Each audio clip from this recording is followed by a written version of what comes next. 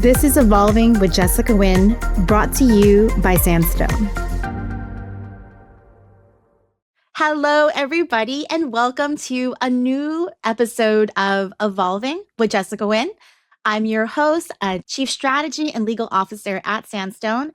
And today is a very special guest because not only is she a seasoned general counsel, but a dear friend where we bonded a few years ago over our love of designer handbags. And more importantly, she's already giggling because we do have a bad habit of loving designer handbags. But more importantly, our guest today, Deborah, is very, very passionate about giving back to the community. And she had done so through being a founder of Ready, Set, GC, which is a program dedicated to basically just teaching all the fundamental skills to first-time or aspiring women general counsels, what it takes to be a successful general counsel. We just frankly don't learn those skill sets when we are in law school or if we dedicate our career to private practice. All right, folks, please join me in giving a warm welcome to our guest, Deborah Solmor, who is the general counsel of the Wisconsin Alumni Research Foundation and who has had an extensive career as a general counsel of higher ed and also over 20 years of a little firm called Skadden. So you can imagine she has had quite the legal career. And now I really love about Deborah is how passionate she is about giving back to the community. Deborah, how are you? I'm doing great. Thank you for having me. It's so good to see you. I know. I wish we could see each other more. If only I know I'm in Seattle and you're in Chicago, so we don't get to see each other enough. It was Yeah. nice to see you a few months ago when you brought Ready, Set, GC to Seattle. I know that was so exciting. We've been asked to bring it to the Pacific Northwest. And so every year we try to add a new city on. So it was really fun for 2026 for Seattle to be that city. So Yes, yes. thank you for all the work that you did in helping us put that together. It's always amazing to me. It shouldn't be because I've known you for several years now, but it is always amazing to me how many people you know. Oh, well, the Pacific Northwest is a very intimate community. So I think no less than, I don't know, 50% of the room is someone I've known through just personal relationships. And then I also saw some law school classmates of mine. So it was great to have Ready, Set, GC be that connective tissue because I don't talk to these folks very often Right. because we're all so busy with our day-to-day Yeah. lives. Well, folks, for folks who are just joining us and learning about you and Ready, Set, GC for the very first time, tell us about what inspired you to become a founder and then a founder of Ready, Set, GC and your career that led you to that path. Yeah, as you mentioned, so I always look at my career as sort of the like law firm life and in-house life. And Mhm. I spent 2 decades as a litigator in the Chicago office of Skadden. I did mass tort work, class action, consumer fraud, MDL litigation. And I had a client that I really did a lot of work for over the years. And one morning I woke up and on CNN they were talking about them and something that had happened. And I had two thoughts. I had one thought, which was, oh, it's going to be a long work day. And I had a second thought, which was, you don't really work there, right? I just had built relationships with so many of the business people, so many of the people in the legal department. I almost felt like I worked there, which sort of led me down the path of thinking, what would it be like if I actually went in-house? Now, mind you, I'd been practicing law for 20 years, and most Mhm. people don't turn around and go in-house after that. And so, I started thinking about it and started sort of putting some feelers out. And to be honest, it was pretty discouraging at first. I was too senior. I had never been in-house, all the reasons they tell you that it's really hard to go in-house. And so, had I ended up staying at Skadden, that would have been fine too. I loved the firm. I loved my work there. But I finally did get an opportunity to go in-house, which was to be the head of litigation at a publicly traded company in the for-profit higher ed space. And I did that for 5 years. And then I thought, oh, well, again, like many of the women we meet in our Ascend program, well, the next step is to be a GC, right? I was a Right, deputy, now right. I should be a GC. And when I got my GC role, also in the higher ed space, but on the nonprofit side, I tell people at the beginning of already such GC programs, I can use the word arrogant now. I don't know that thought I was arrogant then, but I thought, oh my gosh, I grew up in New York. I'm a Skadden litigator, 5 years in a publicly traded. Like, how hard can this job be? Right? I can do this. And I don't think when I showed up on day one, I really had any understanding of what the job was. And Mm. had I any understanding, I learned very quickly that my understanding was probably incorrect, right? So the short answer for Ready Set GC is it really came out of my own journey, which was I was not ready for this. And at some Mm. point I thought, oh, well, if I'm not ready and I'm struggling, maybe there are other people out there struggling. And maybe, you Yeah. know, Well, before we unpack the struggles of becoming a first-time GC, even after a very extensive and objectively successful legal career at a well, big thank law you. firm and that nonprofit, any advice for the folks here who are listening who are still at a law firm, have been practicing for over 10 years and maybe not at that recruitment sweet spot to go in-house, but are now rethinking, you know what? I don't want to be a private firm attorney anymore. I want to dabble and do something in-house. Any tips for the folks who are in that position? Yeah, so I would say if you're pretty senior and you've missed what people Mhm. might call that sweet spot to move in house, Mhm. I really think it's about networking and who you know and how you get your name out there and just talking to anybody who'll talk to you. You know, there's a columnist who used to write the corner office for the New York Times years ago, and he had one article that was he aggregated all of the C-suite people he had talked to about career advice.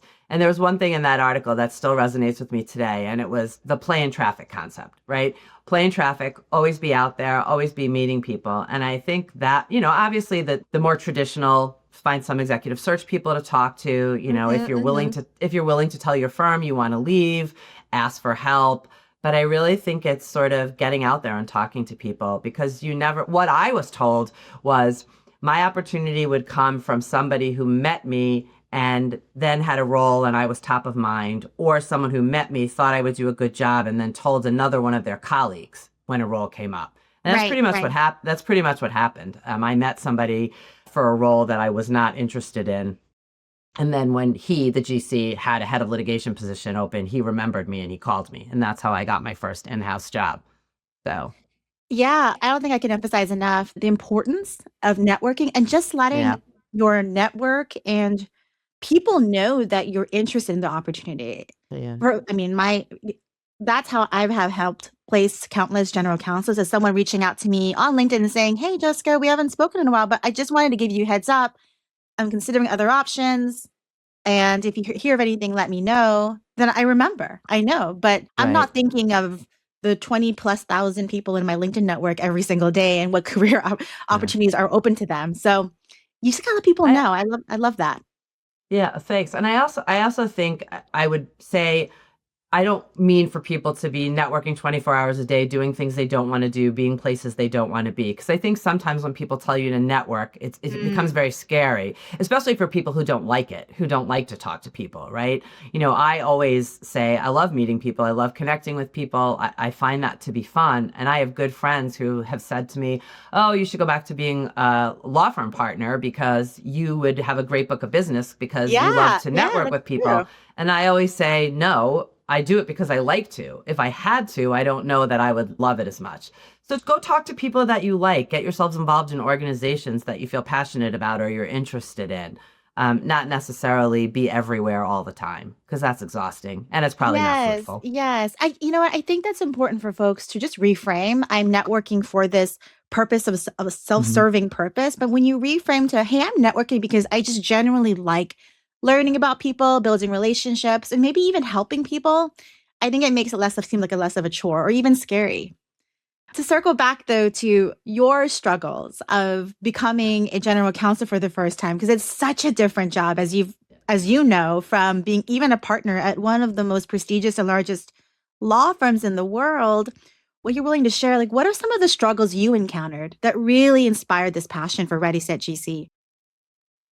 I think I understood that part of the role of the general counsel wasn't always practicing law. Like mentally, I Mhm. absolutely understood that. But I don't really think I appreciated how the least interesting thing about me in my first GC role was what kind of a lawyer I was, right? I mean, I Yes. gave a lot of legal advice. I oversaw a team of people that gave legal advice, but the relationship building and the trust building were not about my legal acumen. So I went from one higher ed role to another. So I think I had credibility when I got there because any acronym in higher ed you could throw at me, I knew. I understood how financial aid worked. I understood how accreditation worked. Like I understood everything about higher ed. So when I got there, people were like, okay, she knows us. But Yeah. then it was, I had 5 college presidents I had to like make relationships with. I had my own executive team I had to build relationships with. I was the corporate secretary, so I had all the board chairs. And that was part of the part where I didn't have a plan for, right? I didn't have a plan to sort of figure out. And also, the listening tour, right? Like going around and trying to figure out and learn the organization. I think I underestimated how much of, the soft skills were necessary. And also for me, like as I said before, I grew up in New York. I practiced at Skadden. I was in a publicly traded. That comes along with certain personality characteristics, I would say. And I went to a nonprofit and, wonderful people, but I think I wasn't probably as kumbaya as I should have been or could have been. Yeah. Yeah. I mean, Yeah. mission-based. So all 3 of my GC roles have now been in nonprofits. And there's a very different mindset and a very different sort of relationship skill set for doing mission-based work. I mean, not that we don't care about making money, not that we don't, but like when you're there for the mission of your organization, it's a little bit of a different relationship. And so Yeah. I wasn't prepared for that. Oh, I bet the culture of working at a nonprofit is very different than the culture of working at Skadden. Was there, oh yeah, was there a Yeah. moment though of an oopsies or just a really teachable moment early in your GC career that was like, oh my gosh, I really need to up level my skill in X? And also, this was such a hard lesson that I've learned that I want to make sure other women who are similarly situated don't have to feel the way that I do at this moment. Because I know I have countless stories like that as well, Deborah. I do. I do actually have a sort of a story. I'd been there for, I don't know, maybe 6 or 8 months. And we were offsite at a board meeting and we had an issue about potential safety and a venue where we were going to be holding an event. I'll just say that without going too far into detail.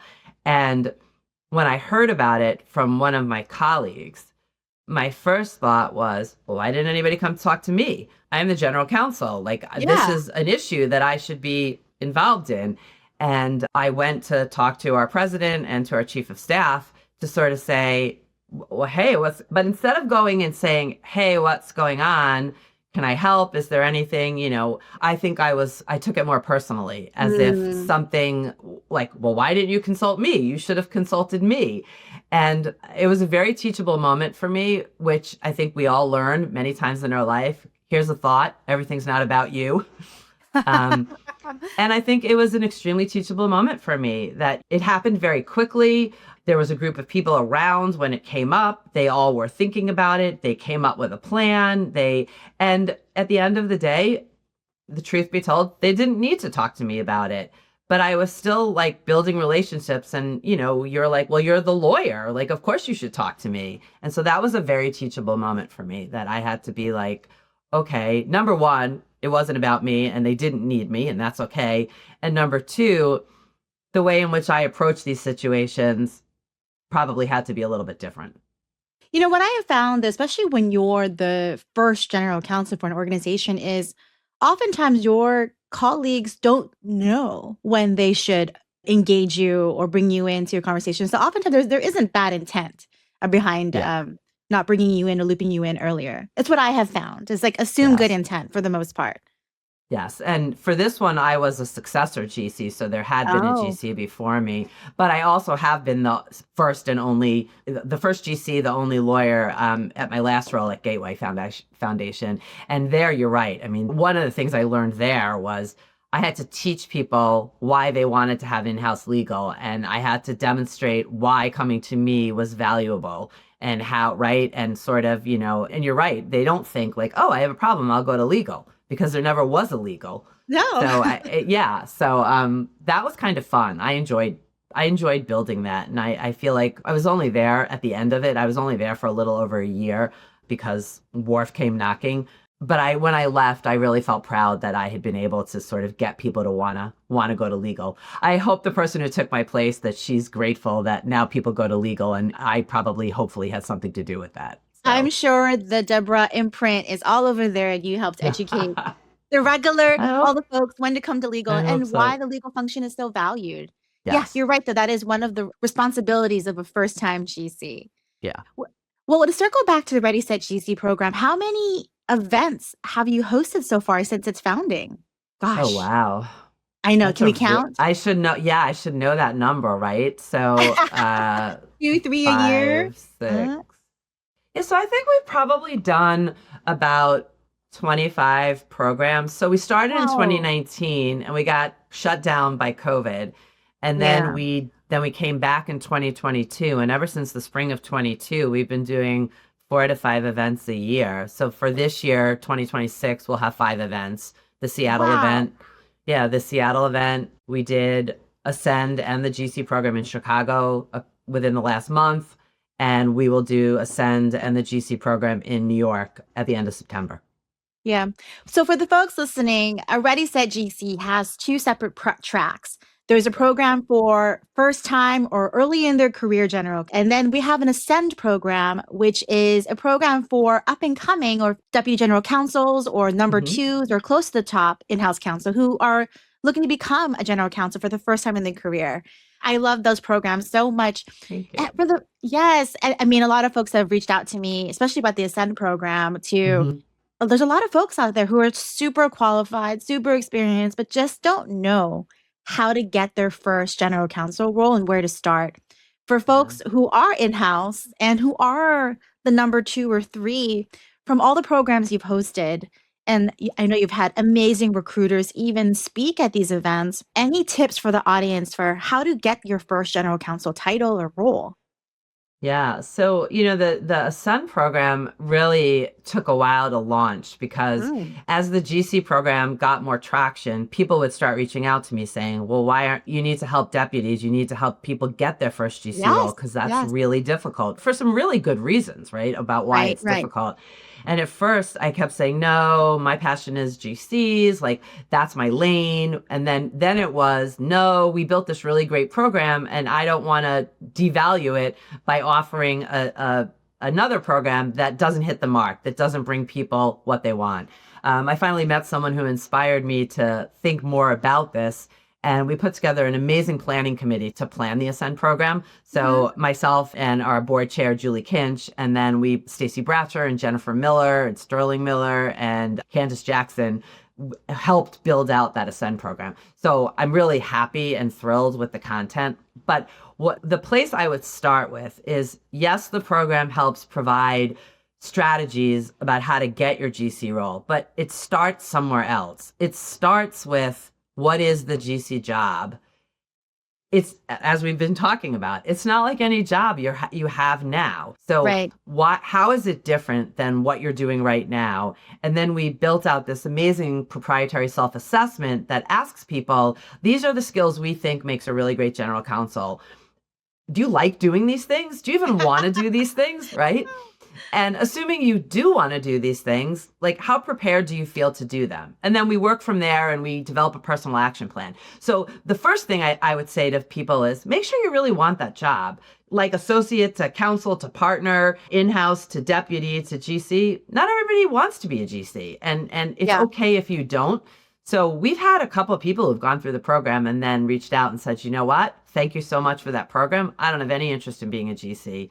And I call that a win. I do. I call Yes, that a win yes. because we helped people. So assuming you want to do these things, and I think really one of the most important things is really trying to figure out, and there's different schools of thought of this, trying to figure out like where is your most likely place to find your first GC role. So for example, is it industry specific, right? Do you need to be in a particular industry? Because, for example, I was in such a highly regulated industry, higher ed was such a natural fit for me. I mean, again, people get hired for higher ed GCs who don't have any higher ed experience, but it's a plus. It's helpful. You've done a lot of startups, right? So you've really been in one ecosystem that I had no experience in. But I think it's important to think about, where do you belong on the spectrum? Do you want a small organization? Do you want a big organization? Do you want a small team? Do you want to be a solo GC? That can be hard. Do you want to manage 20 people? That might be hard too. And I think sometimes people are focused on, and again, this is just my opinion, and I'm sure you could line up 5 people who will disagree with me wholeheartedly. I am not a fan of boil the ocean to find your first GC role. I think it's probably exhausting, and I don't know that you're going to find the right role. So casting a wide net, yes, but I think you need to have some parameters of what you're looking for. Then when you're talking to people, you're able to say, I think a perfect role for me would be blah, blah, blah, blah, blah, as opposed to, hi, I'm Deborah and I want to be a GC someday, right? So that would probably be one tip. Another tip would be risk tolerance, right? I think you really have to understand your appetite for risk. And I think you have to find a company that aligns with that risk appetite, because we're asked to make lots of decisions pretty quickly, not often with a lot of time or information or access to outside counsel. And, we teach this, right? Be a strategy partner, be a business enabler, all of those buzz phrases. But there are some people who don't have the risk tolerance to necessarily do what's being asked of them. So I think you want to make sure that you're looking at companies that align with your risk tolerance. Yeah, I mean, that's so important, Deborah, because if you're not aligned, then you're going to be miserable in the role, whether it be you actually realize this is what's required of the role. And I actually don't like doing those things. I don't like having to manage a team of 20 people, or basically we have a more political role. I actually have countless friends who have been GCs who have reached out to me, and we catch up, and they're like, you know what, for my next role, Jessica, I don't want to be a general counsel anymore. It's more of a political job and babysitting job than it is. I just want to focus on doing great legal work. Yeah.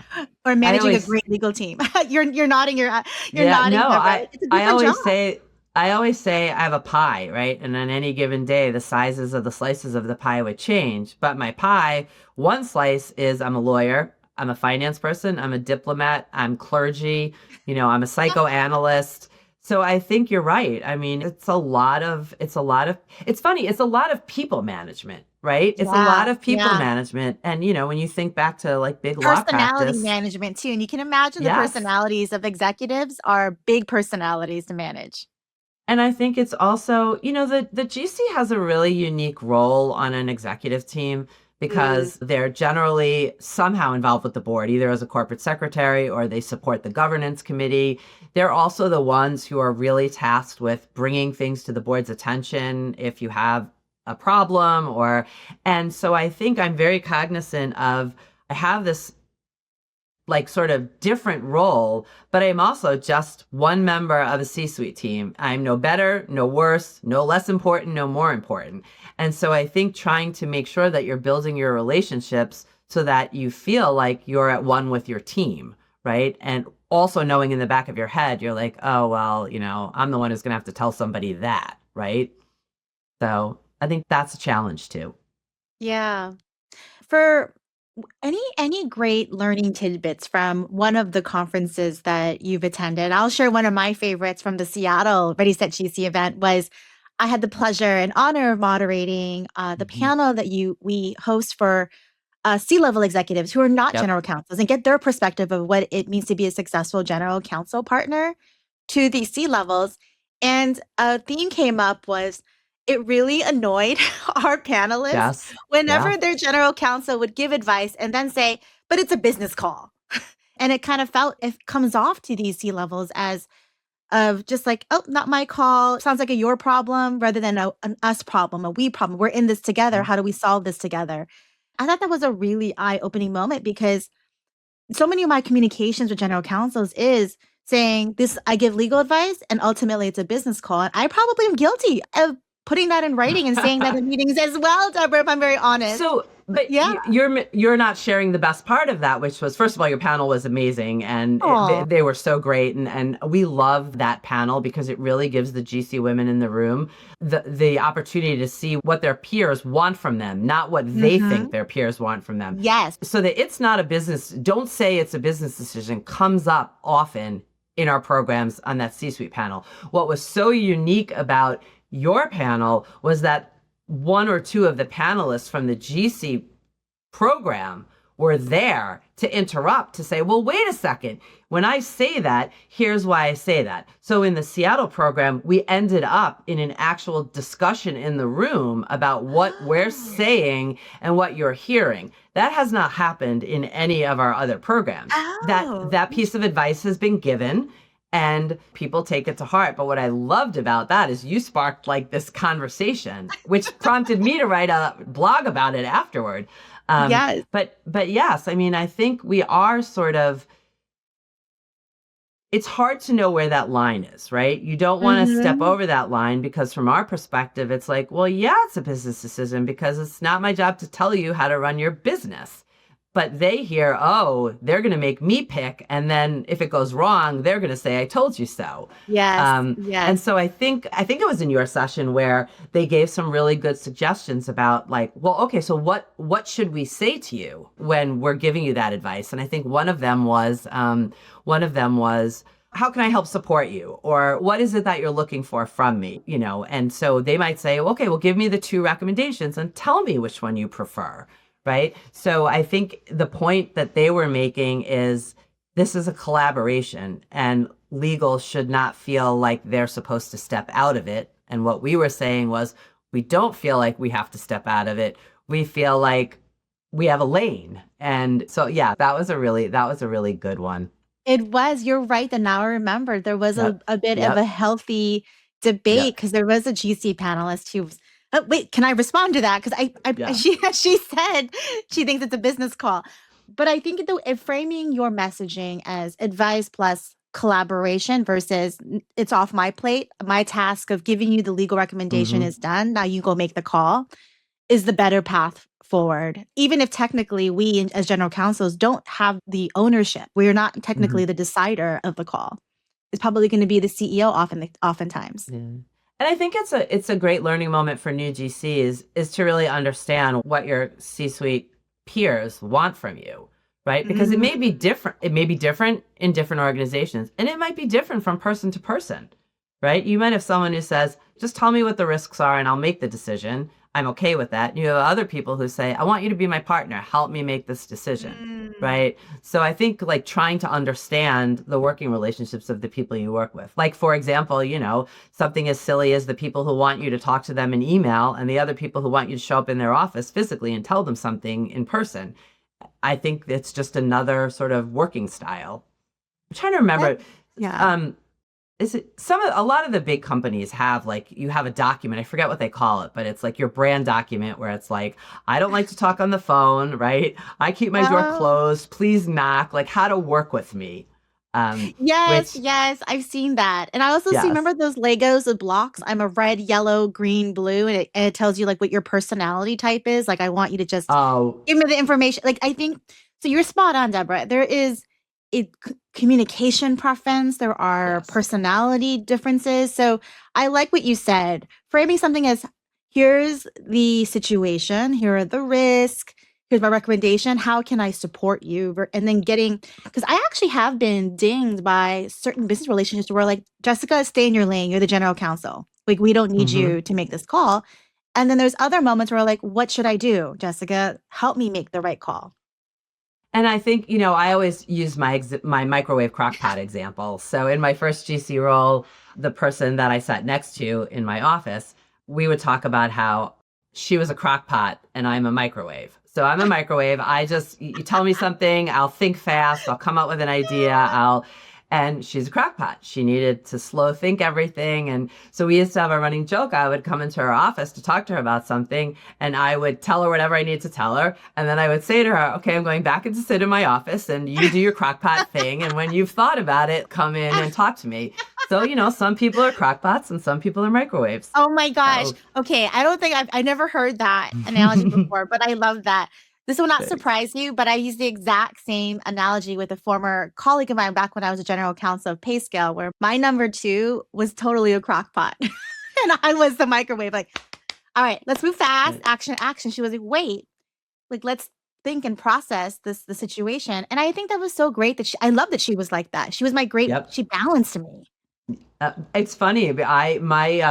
my assistant deputy that I had for a period of time in my first role, I don't know that he was a crock pot, but he was definitely not a microwave like me. And I thought we balanced each other really, really well, right? Yes, You can't yes. have an entire team of microwaves. It's. Okay, note to self, Deborah and Jessica, two-person legal team is No, probably a bad yeah, idea. no. Right. No? We need a crock pot. Well, we just need a crock pot in the middle of us. But Any other great takeaways or lessons? I've only had the pleasure of attending yeah. I think, two Ready Set GC events, one Ascend and one for the General Counsel. Any other great takeaways or lessons from, gosh, all the 20 plus programs you posted? Yeah. So I would say another takeaway is we really find that many of the women who are starting out in their GC role, you know, have self-doubt, right? They're not sure that they Mm. can do this. And we really try to balance with our panelists, right? So we could get some we get some really great name, very well-known GCs. And sometimes it's sort of like, okay, well, that was great. She's a really well-known GC. I'm never going to be her. And it's like, no, she started out and made mistakes just like everybody else. So I think being nervous and being uncertain, it goes with the territory, and it's nothing personal about you. I would start to worry if you weren't nervous and you didn't have some self-doubt in stepping into this role. So I think one of my takeaways is we really try to empower people that, yes, you are doing, not you can do this, you are doing this. And, surround yourself with people that can help you. I'll date myself, but I always say, like, you need a bat phone. So you need a phone on your desk of somebody that you can always call. Our board chair, Julie, makes the joke that she always had someone where she could go into her office, close the door, and pick up the phone and call one of her former law firm colleagues and be like, oh my God, I don't know what I'm doing. I don't know what's going on. And I think having that person that you can call to just bounce ideas off of is super important, right? Because you don't feel intimidated, you don't feel stressed. And I would assume most times they will just sort of reaffirm whatever you thought to begin with so that they'll give you that boost of confidence. But I think aligning yourself with somebody who can really help you, and it's a great opportunity with your outside counsel, right? So my go-to person Mhm. was one of my outside counsel. And I was always able to call him and say, hey, like, I need some help on this. And either he would help me or he would say, oh, let me find someone in the firm who can help you with that. And then you'd get, a 30-minute consultation, may lead to work, it may not, but the person was more than happy to explain things to me.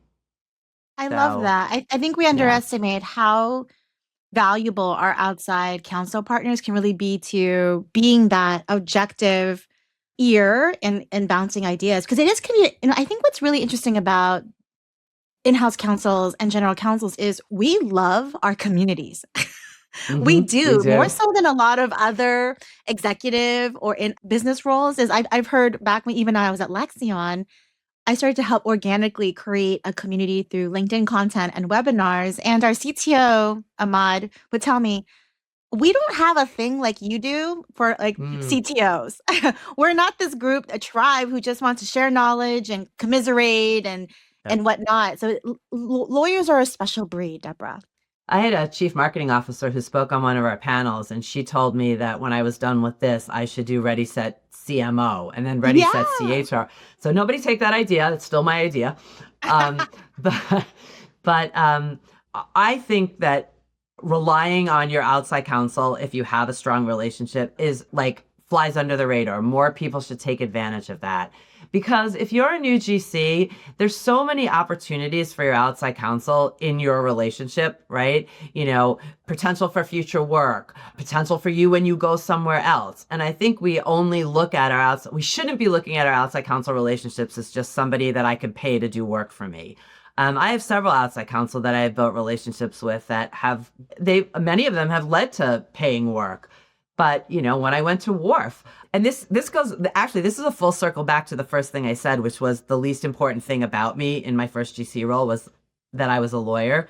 So I'm the general counsel for the commercialization agent and IP and licensing management organization for the University of Wisconsin-Madison and a nonprofit called the Mortgage Institute for Research. So The bread and butter of what we do is tech transfer, licensing and commercialization. We have a venture fund. We do some therapeutics work. We manage a very large endowment and we give back to the university. I don't know anything about any of those things when I got there, right? So again, I'm not a patent lawyer. I'm not a licensing lawyer. I'm not a tech transfer lawyer. And so the executive team, the board, that wasn't why they hired me. But that doesn't mean I didn't have to learn how to do some of that. And I have outside counsel that I just leveraged and said, teach me these 5 things about patent law. Teach me these. And it's been great. They have been instrumental in helping me feel like I can now go into rooms and have conversations I couldn't have a year ago when I got there. Absolutely. So leverage your outside counsel. Yeah, and they might have institutional knowledge that you don't have. And then also what I have found too is oftentimes outside counsel, especially for earlier stage companies, is they go to every single board meeting where there isn't a general counsel yet for an organization. And so they could recommend you to an organization that's looking for their first general counsel. They love, Yeah. I mean, it's also a little bit self-serving, but they also want to place, they're interested in placing really great people in their client organizations. The fact that it's self-serving, right? That's about them, right? There's nothing that you can do to control that. And I think, so what? Yeah. I help people all the time because it's selfless and I want to help them. Have I ever helped somebody that I had some, interest in something else happening afterwards? Yes, of course I have. I mean, I think that's just human nature. But the real That's thing true. is people should just want to help each other. I mean, why not? Yeah. I know that's so Pollyanna, right? But because I basically spend all of my free time giving back. So I just expect everyone else should want to do that too. Yeah. Yeah. Well, it's way more fun to give than to take. And you're right, though. I don't think every outside counsel is self-serving because I mean, I do think they do really genuinely want to place the best person for the in-house or general counsel role when they are asked for a referral from their clients. And that is genuine. And again, at the end of the day, they're just people. So are there ones out there who are not going to be sort of altruistic and supportive of your career? Of course there are. So go find somebody else because there are ones out there who do want to help. And we have been so beyond fortunate since we started growing to find partnerships with law firms that are just so supportive of what we're doing. And one of the things that really surprised me about Ready Set GC, and again, people say, oh, of course they want to host one of your events. You put 30 GCs in their offices, right? But who have been so supportive of what we're doing and who have basically been supportive with their time, with their sponsorship fees, with their offices, with their hosting our programs. And I realize I founded this and I built this, but this wouldn't be a thing if we didn't have the law firm sponsors that we have. Yes, So absolutely. I feel very, very fortunate. I mean, we've been working with Alston and Bird since day one. In New York, we're going to be coolly sponsoring both our programs. We worked with Perkins in Seattle. We worked with Skadden for a couple of years. Trying to think who else sponsored. Sidley sponsored one of our events. So it's just Baker. I mean, we've just had really great luck with people wanting to support women in their career development. Yes. I love that very much. And I love that you are also supportive of the law firms. This is a great, we're grateful to the law firms for sponsoring and making these events possible because we don't charge for the attendees to attend Ready Set G events, even though it's such high value content. Yeah. I mean, right now I'm still in the phase where I really want it to be a give back. And since I can cover our costs and I can continue to build our curriculum through the support of our law firms, we've made that conscious decision that for the foreseeable future, we're not going to charge anybody to come. I also think it's a really wonderful, and I've been talking to some firms about this, it's a great opportunity for their young partners to start building relationships with new GCs, right? Because some of them are in the same sort of stage of their careers. It's a great business development opportunity for them. And it's really also a great opportunity for the GC to have somebody like we were talking about before to lean on and to help them. Yeah. And what I also love though too is the Ready Set GC is a program dedicated to elevating and helping women attorneys and women GCs. And it's a great channel to elevate equity, to help rise and create more women partners at law firms, which there's obviously a lot less women partners at law firms than there are male. So I love that. Very synergistic. Yeah, I will say, we started hosting a webinar series, I think last year, and our Hmm. webinars are open to everyone. So our webinars, they're open to men, they're open to people, Yeah, they're open to yeah, law firm people, I guess, right? I mean, we're pretty yeah. agnostic on the webinar. We just think it's really great content, and we're happy to share it with anybody who's interested in joining us for an hour. Yes. So speaking of last year, you've launched a webinar program. Hmm. You've hosted 20 plus in-person events over the course of the past 5+ years. What's next for Ready Set GC? Like, what would you like to add to your amazing program? Because this is a labor of love. I mean, you have a Yes, full-time day job, I do have a and full-time day even job. and for most of your advisory board members, like myself, we also have about multiple That jobs as well. Yes, I mean the entire advisory board, I believe, are all working and either in a full-time job or in a consulting role or a coaching role. Yes. Um, and again, couldn't do it without the law firms, couldn't do it without the advisory board. And also, I don't know that any of my WARF colleagues will listen to this, but I do want to give a shout out to my work colleagues and particularly Eric Iverson, my CEO, because he's super supportive of this. And when I interviewed for the Oh, job, I did talk about this with him and I said, this is a passion project for me and I really want to find a place where I can continue to do it. It won't interfere with my day job. And he loves it. He thinks it's really great that like I have this passion for doing that. So I again could not do this without the support of my WARF colleagues. So I feel it's hard, you go through ups and downs in your career. And I feel like right now I'm in this perfect space. I have a day job, a full-time job that I love. I love being in Madison. I love being on the campus. It's just a great environment. And then I have Ready Set GC. So what's next? Such a great question.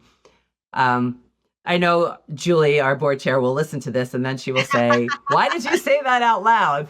But one hi, of the things Julie. we're yeah, Julie, this one's for you. One of the things that we are chatting about is it would be really, really great to do a reunion program.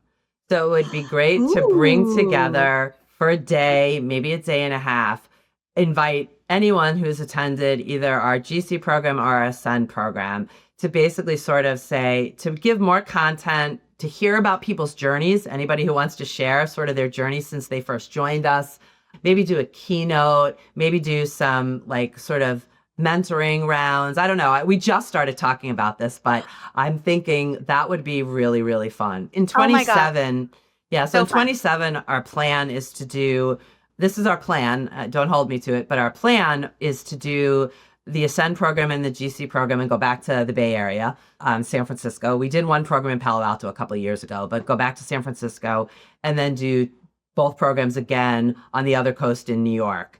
But maybe a reunion program in Chicago in the middle of the year. That might be, so that's one thing. And the second thing I would really like to do, when I first started, I really had two goals. One was the program and the empowerment of women in the position, and the other one was community creation. I've struggled a little bit with the community creation. One reason is because I have a full-time job and it's hard for me to go to lots of other events, but also trying to figure out what do people want, number one. And now, number two, when I started this, the programs were geographically located. So if I had a program in Chicago, most of the people came from Chicago. That is Yeah. not true anymore. People fly to the programs. Every time I see someone walk in with a suitcase, I'm completely humbled. I'm like, you have a suitcase? You Oh. flew here? So we do have some help hosting some community-based dinners. We're actually hosting one in Chicago next Thursday night, which I'm really excited about. But I would like to see more ability to build a community. So one of the things I'm looking into is sort of having having our own like social community with learning content and chat groups and all of that kind of stuff. But again, that's sort of, that might be a year or two away. So those are probably the two main things is to continue the webinar. We've also had people, and again, this would be probably biting off a lot while I'm working full time. People have attended the GC program who 2 or 3 years later are like, okay, so I understood how to be a first time GC. What comes next? How do I think about the middle of my journey? So, Oh. that's another we've been asked for program content there. So I don't know. It's I fun to I mean, think about though. Do you have any ideas? What do you think we should no, do? I mean, I love the idea of the alumni get together program because What I love about Ready Set G's events is it's not that big. I've gone to, Nope. my career, Deborah. I go to so many Uh, conferences and the events can be overwhelming, especially when mhm. there's over 500 people. But your events just have less than 50 people. So you have an Mhm. opportunity to really get to know people and have meaningful conversations and build relationships. So the opportunity for community is so wonderful. So I love the alumni Thank you. program. And then I also love, and you can just make content tracks when when you have an Yes. alumni event, the keynote, and then a panel track for now that I'm I've what's a mid GC career, and then more of like early. You can have like and then a early GC career track panel content. So If I we love could pull that. that off, if we could pull that off next year, that would be really wonderful. So if there's any law firm listening out there that wants to sort of be our sponsor, but thank you for pointing out the size of the program. Right, so our GC program we limit to 30 women. It's a perfect size in a room. We're able to have intimate, sort of Mhm. like frank conversations about struggles and challenges. And the Ascend program is a little bit different. It's more skills based and advice giving than it is really digging in the weeds. So that program, we'll do 50 or 60 people. But the goal for me is to be small. And, sometimes there are certain conferences that I still love to go to, big conferences that I will speak at. But I do have a feeling sometimes when I'm sitting on a stage and there's like 150 people in the room and you think it's not, even though there's Q&A, like it's not a conversation in the same No, way that we have no, conversations in the room. But they're still absolutely. fun. Oh my gosh, so fun. But there's a time and a place. And I think there's more Yes. opportunity to build those relationships in a Yes. smaller, more intimate environment. Well, We had, yeah. go ahead. Oh, no, no. No, I was finish your just going thought. to say at our Ascend program in Chicago, after the first day, we had a cocktail party, and I was talking to somebody, and I can't remember who it was who came over and grabbed me, and they said, "You got to come here, you got to come here." And I walked over, and there were two women who, it turns out, they didn't know each other when the day started. Both of them were celebrating their birthdays, and they decided to come to Ready Set GC on their birthday. They met each other there. We sang happy birthday. And I have heard from both of them since then, and they have gotten together in Chicago since meeting at Ready Set GC, and Oh, they have really? decided to like be each other's accountability partner for the work they're doing to find their first GC role. And Oh my that gosh. just warms my heart. Like that's the reason I do this. If people say, "Why do you do this?" Because of these two women who chose to celebrate their birthday with us. That's why. Okay, it's not just those two women. You're being humble, Deborah.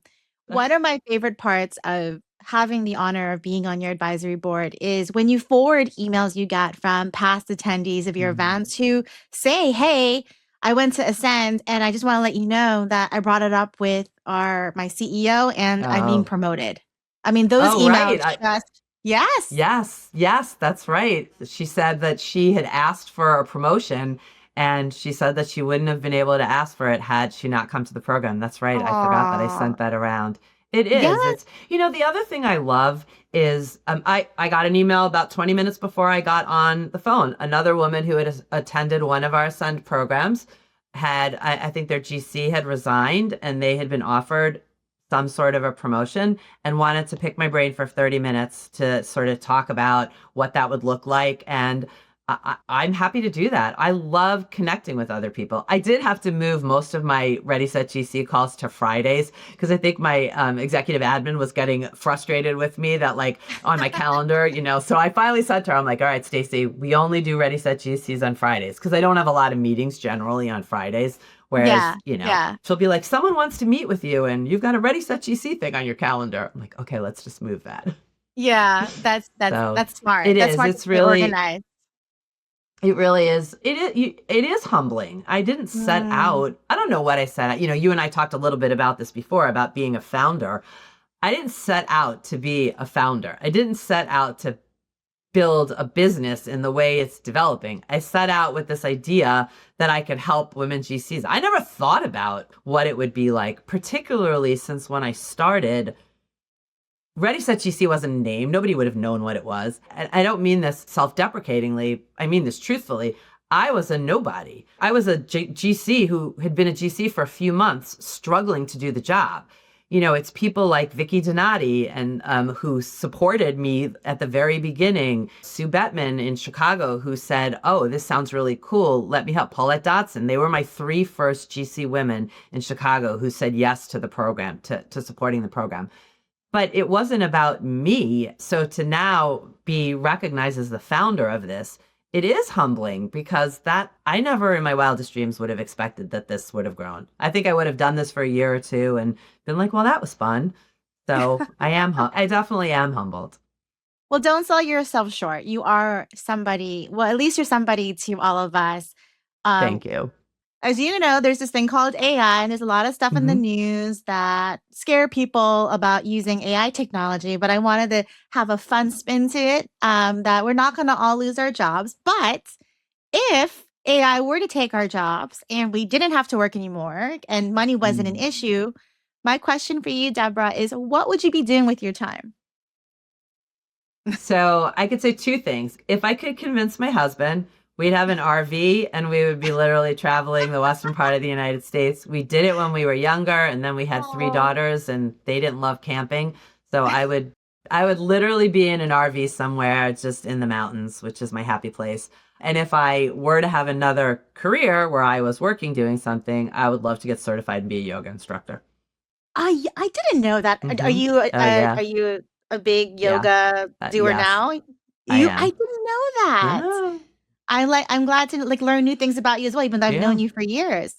Yeah. Well, Deborah, thank you for joining us on this really heartfelt episode of Evolving. If folks want to connect with you or learn more about Ready GC, where should they go?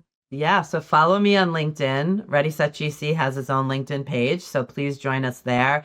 And you can visit our website at www.readysetgc.com. I own a domain. That's even crazy to me, right? You own a domain? Look at you, I fancy. own a domain.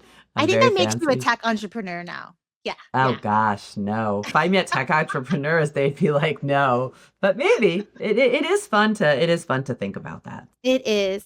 Thank you so much for having me. It's great to talk to you, and I hope we'll see each other soon. I need to check out whatever your new handbag is. Ooh, I have some new handbags. You have a good one? Yeah, I do. Well, if I don't see, hopefully I see you at the next Ready Set GC event, and if not, we'll likely see you in the fall at one of the many conferences like Whipple, or I will be at Whipple. You'll be at Whipple? Okay, I'll try to make Whipple too, and I'll bring one of my new handbags. You too, bring one of your handbags. I will. I'm speaking on crisis management, I think, so I'm excited for that panel. Folks, it's always a pleasure to hear Deborah on a panel. She's so fun and engaging. So I'm going to try to be in the room.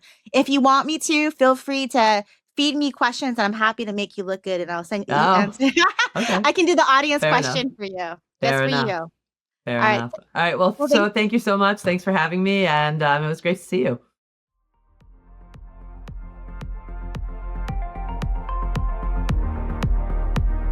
Thanks for listening to Evolving with Jessica Nguyen, brought to you by Sandstone. To keep up with every episode, subscribe wherever you listen to podcasts.